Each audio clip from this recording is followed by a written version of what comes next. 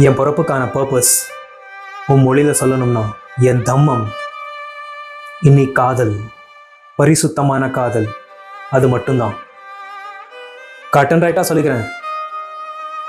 இப்போ நீ சொல்லு, கல்யாணம் பண்ணிக்கலாமாடி? அப்படி பாரி சொன்னதும் ருக்மிணி கொடுக்குற அந்த ஸ்மைல்,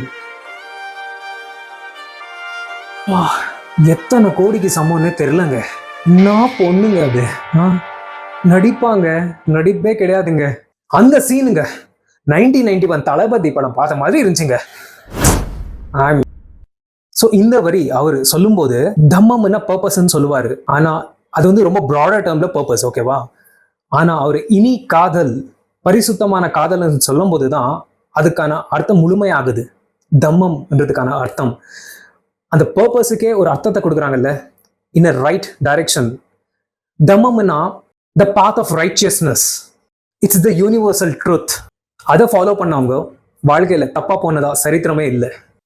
பரிசுத்தமான காதல்னு சொல்லும்போது a purpose lived through selfless love, சுயநலம் இல்லாத ஒரு காதல், கொடுக்கறதுலயே ஒரு சுகத்தை தேடுறது, அதுதான் முழுமைப்படுத்துது தம்மமுக்கான அர்த்தம்.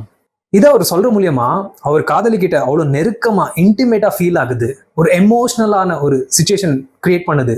அது மட்டும் இல்லாம ஸ்பிரிச்சுவலாகவும் கிரவுண்டடா இருக்கு.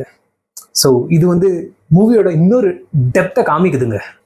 இந்த சீன் பார்த்ததுக்கு அப்புறம் ஒரு தாட்டு முன்னே இருந்துச்சு, அதை இப்போ ஷேர் பண்றேன். காதல்னு சொன்னாலே வசந்தது தான். அது என்ன பரிசுத்தமான காதல்? அந்த நிலைமையில நம்ம வாழ்ந்துட்டு இருக்கோம். காதலுக்கு முத்திரை தேவையா?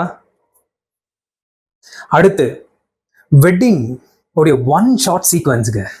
அந்த சீக்வன்ஸ்ல எல்லாமே அடங்கியிருக்கும். லைக் பாட்டு, ஃபைட்டு, டீப்பான டிஸ்கஷன்ஸு, அவ்வளோ பேருடைய ஒற்றுமை ஒரு சீனுடைய சக்ஸஸ் காட்டுதுங்க. ஒற்றுமை இல்லைன்னா அந்த சீன் சக்ஸஸே கிடையாதுங்க. ஸோ ஒற்றுமை எங்க, எப்படி இருக்கணும்ன்றது அந்த சீன் சொல்லுது. Much appreciation to the team. இந்த சீன்ல ஒரு விஷயம் ஷேர் பண்ணணும். படத்துல ஸ்மக்லிங் எல்லாம் நடந்துட்டு இருக்கோம், ஓகேவா? டீப்பான டிஸ்கஷன் சொன்னேன்ல, அந்த டிஸ்கஷன்ல பாரியும் அவங்க அப்பா திலகனும் உட்காந்துட்டு பேசிட்டு இருப்பாங்க. அதுல வந்து பாரி கிட்ட கேட்பாங்க, கோல்ட் ஃபீஸ் கரெக்ட் எங்க கொடுத்துடுன்னு கேட்பாங்க. பாரி கொடுக்க மாட்டாங்க. கொடுக்காததற்கு அவங்க அப்பா திலகன் கல்யாணத்தப்பவே அவருக்கு எதிராக திரும்புவார். பாருங்க, யாரே இருந்தாலும், நம்மளை வளர்த்தவங்களே இருந்தாலும், அவங்களுக்கு வேணுமா இருக்க விஷயத்த நம்ம கொடுக்காதப்ப அவங்களுடைய உண்மையான முகம் வெளியே வருது. பாருங்க, படத்துல மட்டும் இல்ல, இதுதான் நிஜ வாழ்க்கையில கூட. அந்த சீக்வன்ஸ்ல ஃபைட் எல்லாம் மைண்ட் ப்ளோயிங். ஃபைட் எல்லாம் அவ்வளோ ரியலிஸ்டிக்கா இருந்துச்சு. அஃப்கோர்ஸ் ஒன் ஷாட் சீக்வன்ஸ்ன்னு சொல்றப்போ அப்படிதான் இருக்கும்.